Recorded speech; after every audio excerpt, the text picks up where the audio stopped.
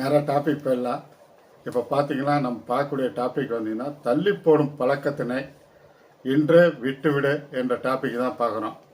ஏன்னா தள்ளி போடும் பழக்கத்தால் தான் நம்ம எல்லா வெற்றியும் இழந்து விடுகிறோம். அதே சமயத்தில் நம்ம செல்வந்தராவதையும் இழந்து விடுகிறோம்.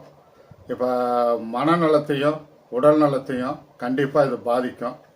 எப்படி உடல் நலத்தை பாதிக்குன்னா, நீங்கள் எக்ஸசைஸ் பண்ணுறீங்க, யோகா பண்ணுறீங்க, தியானம் பண்ணுறீங்க, நடைப்பயிற்சி பண்ணுறீங்க, இதெல்லாம் நீங்கள் தள்ளி தள்ளி போடும்போது என்ன ஆகுதுன்னா கண்டிப்பாக உங்கள் உடல் நலமும் பாதிக்குது. எல்லாமே இந்த தள்ளி போடும் பழக்கத்தினால தான் பாதிக்கப்படுகிறது அப்படிங்கிறத நீங்கள் தெரிஞ்சுங்க. இந்த தள்ளி போடும் பழக்கத்தை எப்படி விட்டு விடுவது அப்படிங்கிறத சுருக்கமாக பார்ப்போம். ஃபஸ்ட்டு ஒரு விதியை நீங்கள் ஆரம்பிச்சிங்க. 5 நிமிடம் விதி அப்படிங்கிறது. இந்த 5 நிமிடம் விதிங்கிறத நான் ஃபாலோ பண்ணுறேன். இந்த 5 நிமிடம் மட்டுமே ஃபஸ்ட்டு வேலை செய்ய ஆரம்பிங்க. ஃபஸ்ட்டு தொடங்கும் போது 5 நிமிடம் மட்டுமே செய்ய ஆரம்பிப்பேன் என்று நினைத்து தொடங்குங்கள். கண்டிப்பாக வேலை முடியும் வரை செய்து கொண்டே இருப்பீர்கள். இது முக்கியமான விதி. இதை இன்றே ஃபாலோ செய்யுங்க. ஃபஸ்ட்டு ஒரு செயலை டக்குன்னு ஆரம்பிங்க. அப்புறம் பார்த்தீங்கன்னா அதை செய்ய செய்ய உங்களுக்கு அது ஏதுவாக மாறிவிடும். அந்த செயலை முடித்த பிறகு தான் அப்புறம் நீங்கள் நிம்மதி பெருமூச்சு விடுவீர்கள். எனவே ஃபஸ்ட்டு இந்த 5 நிமிடம் மட்டும் எந்த ஒரு வேலையாக இருந்தாலும் செய்ய ஆரம்பிங்க. கண்டிப்பாக வெற்றி உறுதி.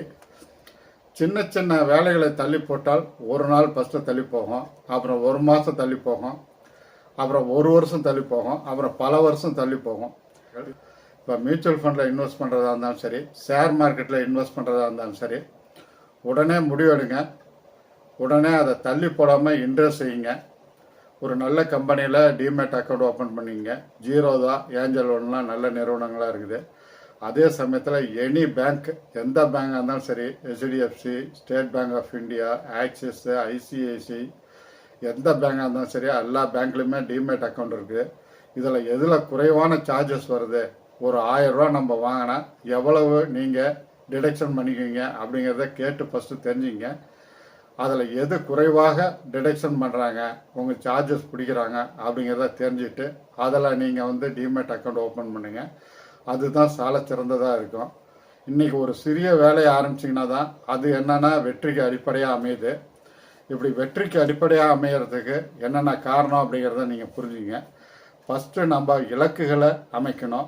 அந்த இலக்குகளுக்கு ஃபஸ்ட்டு ஸ்லோகங்களை அமைக்கணும். அந்த இலக்கை ஸ்லோகமாக அமைக்கணும். எப்படி என்றால், ஒரு உதாரணமாக பார்த்தீங்கன்னா, ஒரு 10 வருஷம் வச்சுக்கிட்டிங்கன்னா 2035க்குள் நான் ஒரு கோடீஸ்வரன் ஆவேன் அப்படின்னு ஒரு இலக்கை ஃபார்ம் பண்ணுறீங்க.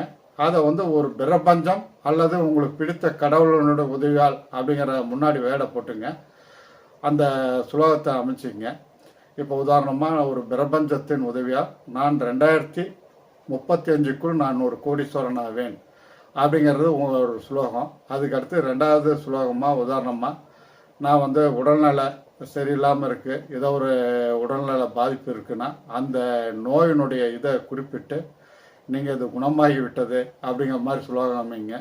உதாரணமாக நான் பிரபஞ்சத்தினுடைய உதவியால் இந்த நோய் எனக்கு குணமாகி விட்டது அப்படிங்கிற மாதிரி அமைங்க. அதே சமயத்தில் எந்த ஒரு வெற்றியாக இருந்தாலும் அந்த பிரபஞ்சம் அல்லது கடவுளுடைய உதவியால் அப்படிங்கிற மாதிரி அந்த சுலோகத்தை அமைச்சிங்க. அந்த சுலோகத்தை நீங்கள் உள் மனசில் கூற ஆரம்பிங்க. அது உள் மனசில் பதிஞ்சிடும். உள் மனசில் பதிஞ்சிச்சுனாவே அந்த ஆள் மனம் உள் மனம் எல்லாம் ஒன்று தான். அது கண்டிப்பாக அது பிரபஞ்சத்திட்ட கொண்டு போய் சேர்த்துடும். அந்த பிரபஞ்சம் உங்களுக்கு ஒரு வாய்ப்புகளை தர ஆரம்பிக்கும், அந்த சூழ்நிலையை உருவாக்கும். இதன் மூலம் நீங்கள் செயல்பட ஆரம்பிப்பீங்க. அதன் மூலம் நீங்கள் என்ன பண்ணீங்கன்னா சிறு சிறு வெற்றியை உங்களுக்கு கொடுக்கும். அது பெரிய வெற்றிகளாக மாறும்.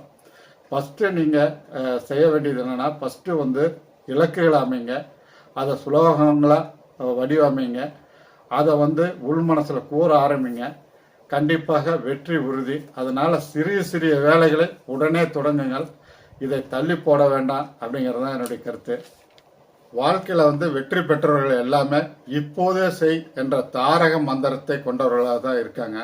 நீங்கள் யாரை வேணாலும் எடுத்துங்க, எந்த நிறுவனத்தில் லீடராக இருக்கிறவங்களோ எடுத்துங்க, அதே மாதிரி அரசியல் தலைவர்கள் எடுத்துங்க, அதே சமயத்தில் பெரிய செல்வந்தரை எடுத்துங்க, பெரிய விஐபி எடுத்துங்க, எல்லாமே இப்போதே செய் என்ற மனப்பான்மை உள்ளவர்களாக தான் இருப்பாங்க.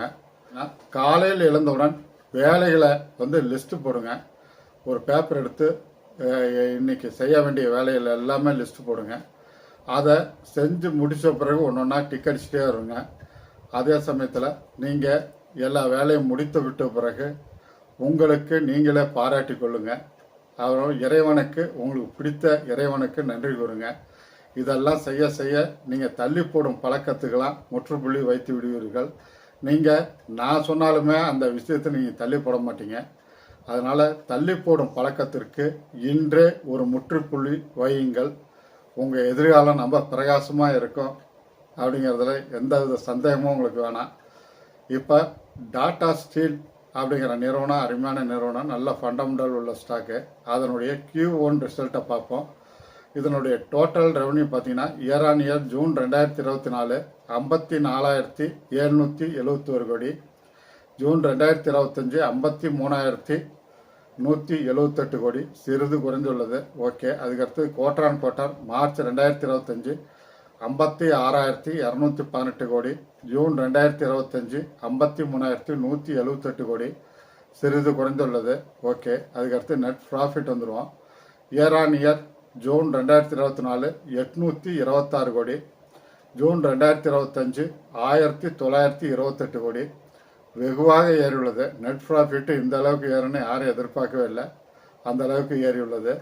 குவார்டர் ஆன் குவார்டர் மார்ச் 2025 1124 கோடி, ஜூன் 2025 1928 கோடி, வெகுவாக ஏறியுள்ளது.